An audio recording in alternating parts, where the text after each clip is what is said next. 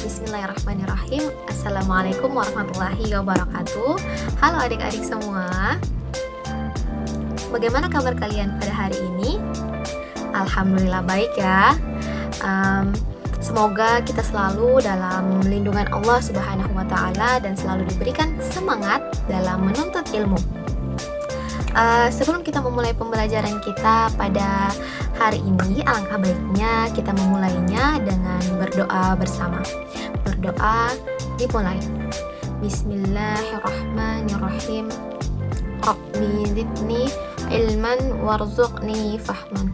Ya Allah, berilah aku ilmu dan kepandaian yang bermanfaat. Amin.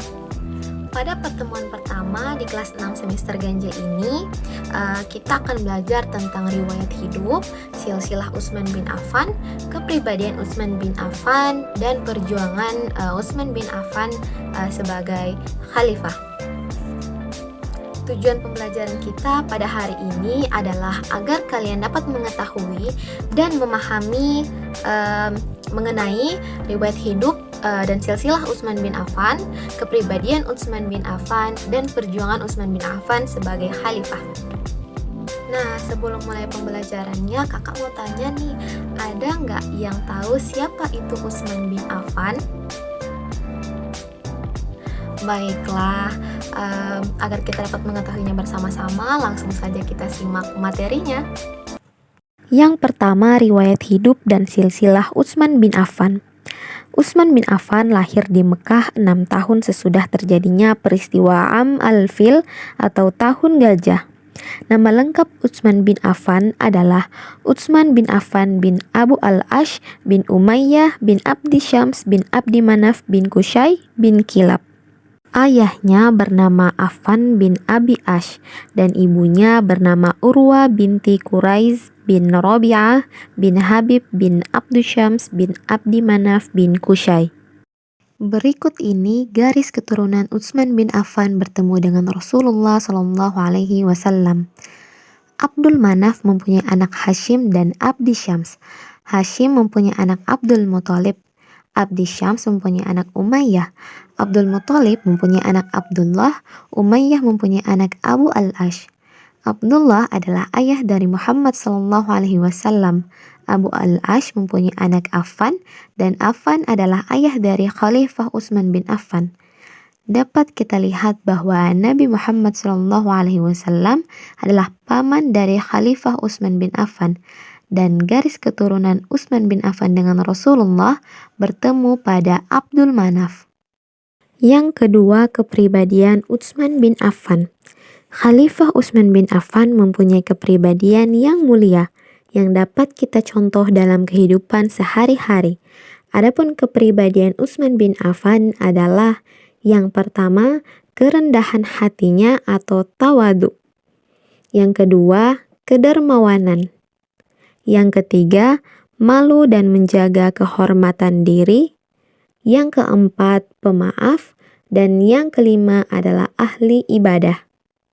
Berikut perjuangan Utsman bin Affan sebagai khalifah. Langkah pertama menjadi khalifah, Utsman menulis surat yang ditujukan kepada seluruh gubernurnya. Dalam surat tersebut, Utsman mengukuhkan dan memberitahukan kepada para pejabatnya bahwa tugas mereka bukanlah mengumpulkan harta benda. Tugas mereka yang sebenarnya adalah menjaga kemaslahatan rakyatnya.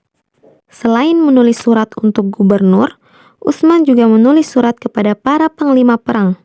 Dalam surat tersebut, Utsman mengingatkan bahwa mereka adalah penjaga kaum muslimin dan pengayom masyarakat. Kemudian mengingatkan agar sadar akan kewajiban dan melaksanakannya. Hal ini agar rakyat dan pemimpin sama-sama sadar akan kewajiban dan melaksanakannya.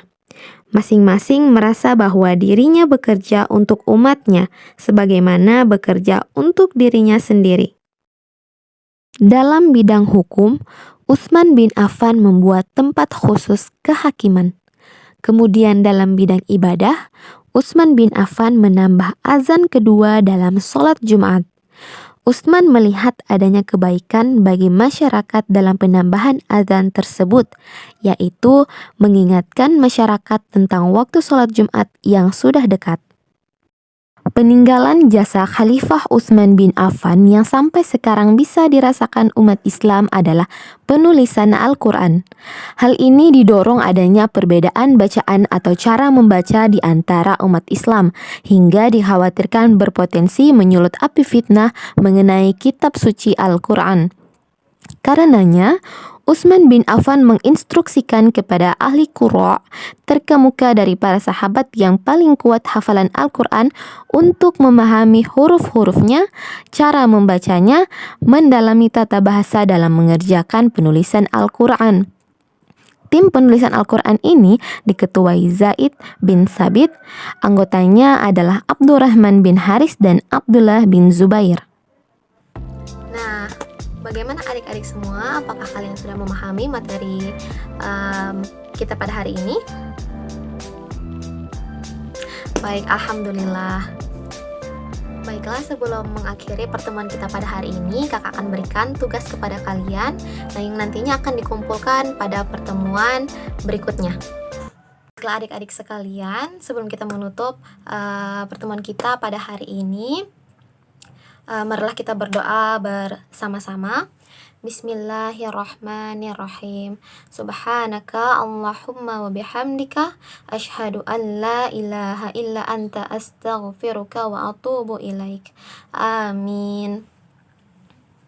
Baiklah adik-adik, sampai berjumpa pada pertemuan selanjutnya. Jangan lupa untuk tetap terus semangat belajar. Assalamualaikum warahmatullahi wabarakatuh.